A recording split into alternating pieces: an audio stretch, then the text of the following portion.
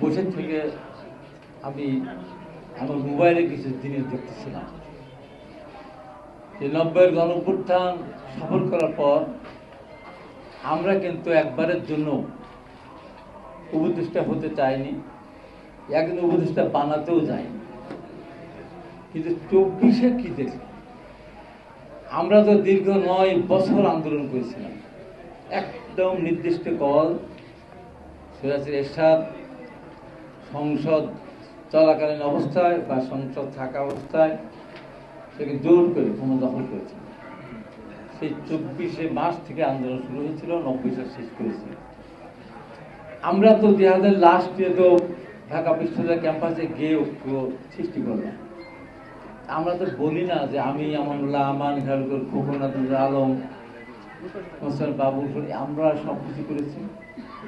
আমরা তো সেই 24শে মার্চ থেকে ঢাকা বিশ্ববিদ্যালয় মিছিল করেছিল, সেখান থেকে পরবর্তী সময় মধ্য ফেব্রুয়ারিতে জিফারি শাহ, জাফর, জয়নাল, পরবর্তী সময় সেলিম, জোলাল, মুহসিন, ডাক্তার মিলনের রক্তের মধ্য দিয়ে প্রথম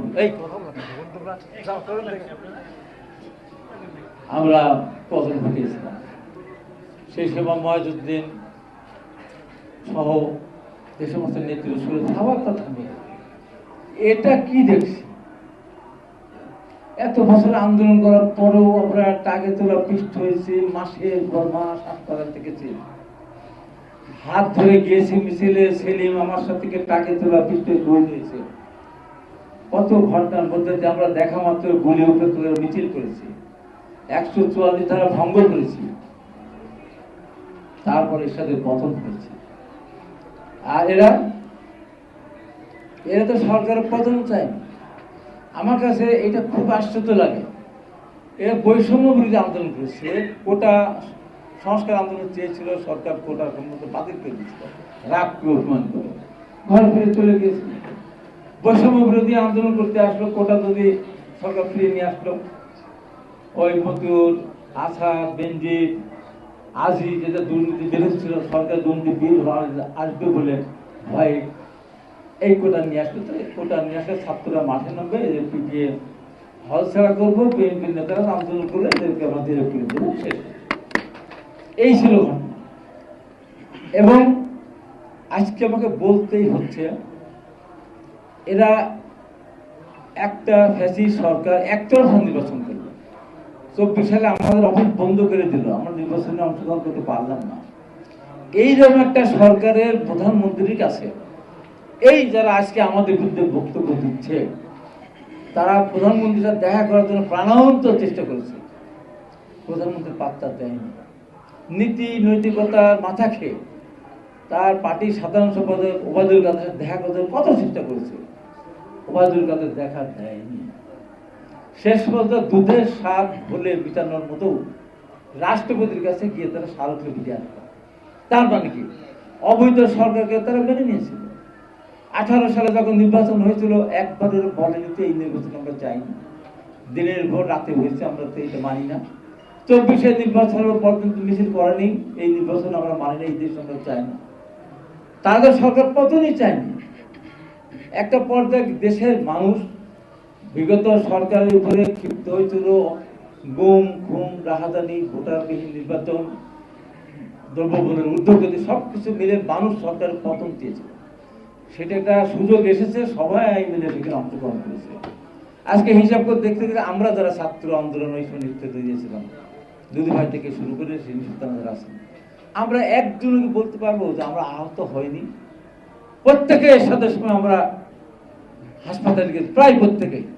এরা কবে হাসপাতালে গেছে, এরা কবে জেলে গেল, এরা কবে রিমান্ডে গেল, এরা কবে ইলেকট্রিক শক খেলো, এরা কবে টিয়ারশেল খেলো। হঠাৎ করে এসে তারা এখানে আন্দোলনের বৈষম্য আন্দোলন করেছে, সে সফল হয়েছে। তারপরে আমরা তাদেরকে সম্মান করি, স্নেহ করি, আশীর্বাদ করি। কিন্তু কি শুরু করেছে, আমি এদের বিরুদ্ধে কথা বলি নাই, আমি 2-3 দিন ধরে বলা শুরু করেছি, কারণ বলতেই হবে, বলবই। এবং বলে দিচ্ছি, আর যদি জিয়াউর রহমানের নামে সমালোচনা শুনি, আর যদি শুনি 3-এর চায়ে কাওয়া তারেক রহমানকে হয় না কি যেন একটা বলে, আর যদি বলে হাসিনা গেছে যে পথে তারেক যাবে সে পথে, চাঁদা ওঠে পল্টনে চলে যায় লন্ডনে, খবরদার সাবধানে মার্কা ধানের শীষ মার্কা মানে বিএনপি উদ্দেশ্যে বলে। আরে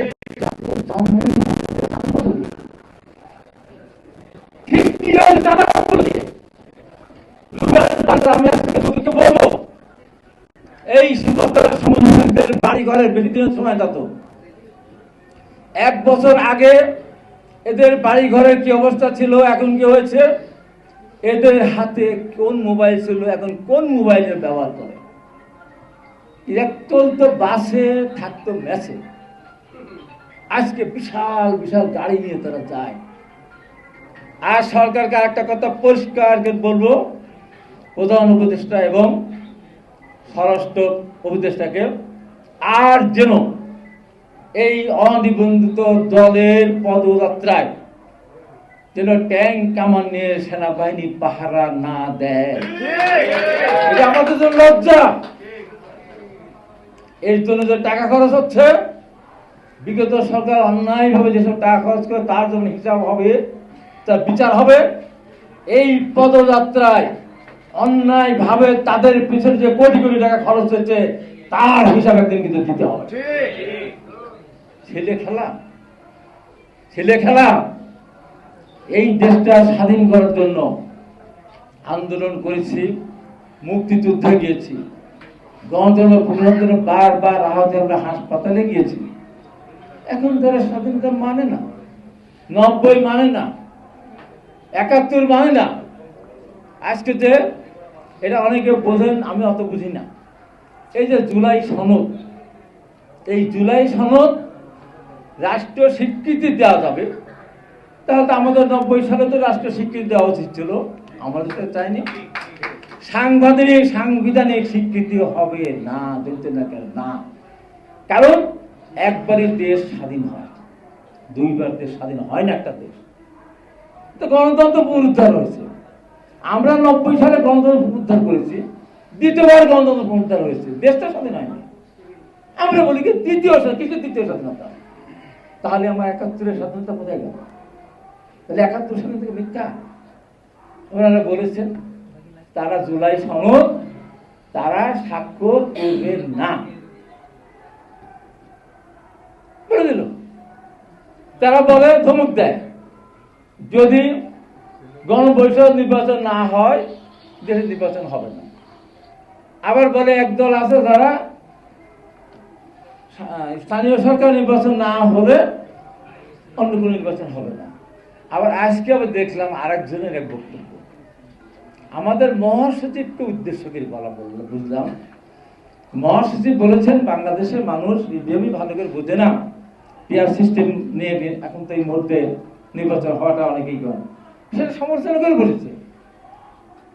কে সমালোচনা করেছে নাম বলতে চায় না, যে পিআর পদ্ধতি যারা বোঝে না তারা রাজনীতি করতে পারছে। আরে আমি যদি প্রশ্ন করি পিআর পদ্ধতি নির্বাচনে স্বতন্ত্র প্রার্থীর ব্যাপার কি হবে, স্থানীয় সরকার নির্বাচন ক্ষেত্রে কি হবে, উপজেলা কি হবে, পৌরসভা কি হবে, সিটি কর্পোরেশন নির্বাচন কি হবে, বলেন, ব্যাখ্যা দেন।